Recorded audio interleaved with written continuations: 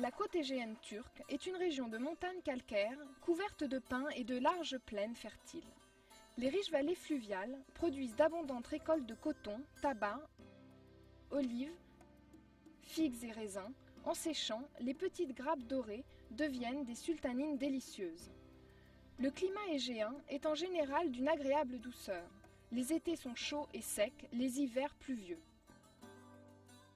La côte égéenne fut jadis la terre de nombreux royaumes. Éolie, devenue ensuite Pergame, Carie, Ionie et Lydie. Quelques-uns des personnages les plus remarquables de l'histoire, dont le roi Midas, aux doigts d'or, Crésus, inventeur de la monnaie, le poète Homère et Hérodote, le premier grand historien, en sont les enfants. Au nord, Pergame a pris son essor après la mort d'Alexandre le Grand en 323 avant Jésus-Christ. Ces rois ont régné sur la plus grande partie de l'Anatolie de l'Ouest. Le parchemin y fut inventé et la bibliothèque de Pergame, avec plus de 200 000 ouvrages, rivalisa avec celle d'Alexandrie. L'Asclépion de Pergame, dirigé par Galien, fut le premier grand centre médical au monde. Izmir, troisième ville de Turquie, domine la côte égéenne centrale. Gravement endommagée par la guerre en 1922, c'est maintenant une ville moderne, trépidante, qui se dresse sur une large baie. Au-dessus du centre-ville se dresse le Kadifet Calais, forteresse construite par Alexandre le Grand au sommet de la colline. Dans la banlieue, Baljova est réputée pour ses sources d'eau chaude. Éphèse, jadis capitale romaine de l'Asie mineure, est la ville égéenne classique la mieux conservée qui offre l'une des plus jolies vues au monde. En cheminant le long de ses rues en marbre, en longeant les temples classiques, les bibliothèques et les palais en direction du grand théâtre de plus de 24 000 places, vous vous croirez sans peine à l'époque romaine. Éphèse, grâce à son port bien abrité, s'enrichit grâce au commerce. Les pèlerins suivaient la route royale depuis l'Est pour aller rendre hommage à Cybèle, ou Artémis, la déesse anatolienne de la fertilité. Son temple prestigieux à Éphèse, l'Artémision, faisait partie des 7 merveilles du monde.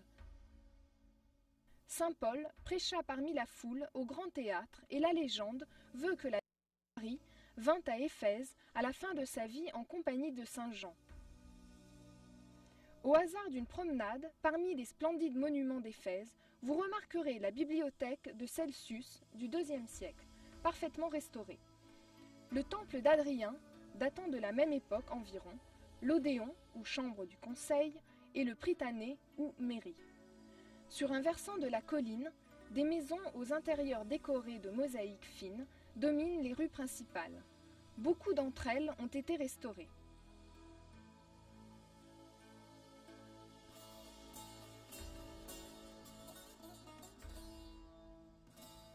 En se rendant vers l'est, le paysage change complètement. On pénètre par la montagne à Silince, ville entourée de vignobles et d'arbres fruitiers. Quel plaisir de s'attarder dans l'un des restaurants pour déguster un verre de vin du cru local. Au sud d'Éphèse, les ruines de l'antique Prienne sont perchées sur un plateau soutenu par une falaise de roches vives. En contrebas du plateau s'étale la large plaine formée par le lit de la rivière Méandre, dont le nom sert aujourd'hui à décrire tout cours d'eau semblable. Florissante durant le IIe siècle avant notre ère, Pyrène fut l'une des premières villes à nous offrir des plans de rues à angle droit. Sur ce schéma, en grille, sont disposés les plus grands bâtiments de Prienne, le temple d'Athéna, le théâtre, le gymnase et le stade.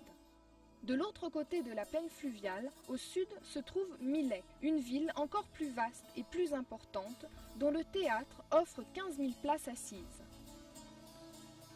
Bâti à l'époque hellénique, il fut largement rénové par les Romains et est encore en très bon état.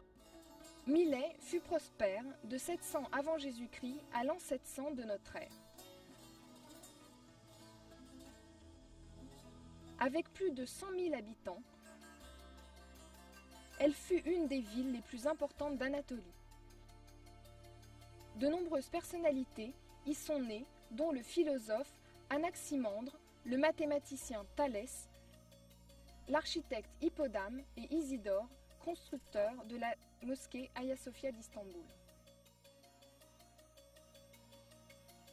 Près de Milet se trouve Didyme, connu pour son temple de marbre gigantesque dédié à Apollon, dont les prêtres rivalisaient avec ceux de Delphes pour leurs prophéties énigmatiques.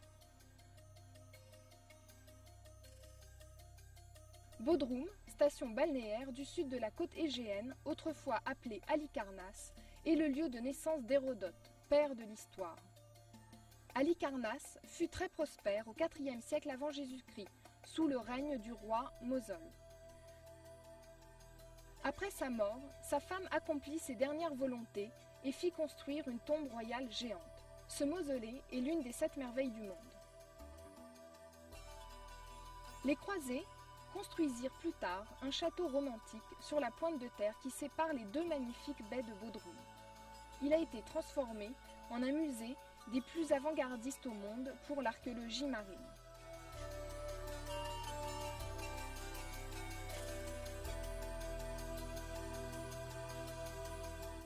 De nos jours, Bodrum est l'une des stations balnéaires turques les plus recherchées.